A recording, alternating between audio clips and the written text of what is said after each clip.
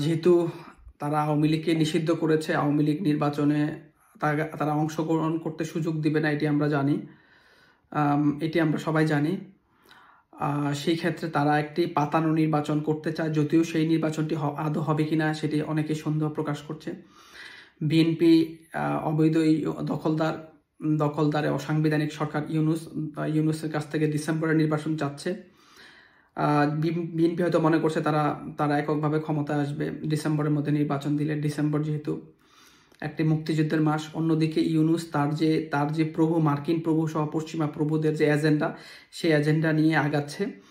বাংলাদেশকে কিভাবে করিডোর এবং বন্দর সহ বাংলাদেশকে কিভাবে তুলে দেওয়া যায়, বাংলাদেশকে কিভাবে একটি অন্য দেশের একটি, আমরা জানি যে মার্কিন যুক্তরাষ্ট্রের যে ইন্দো প্যাসিফিক স্ট্র্যাটেজির একটি ফাঁদে, একটি চক্রান্তের মধ্যে বাংলাদেশকে ফেলে বাংলাদেশকে একটা অস্থিতিশীল রাষ্ট্রে পরিণত করা যায়, ধ্বংসস্তূপে পরিণত করা যায়।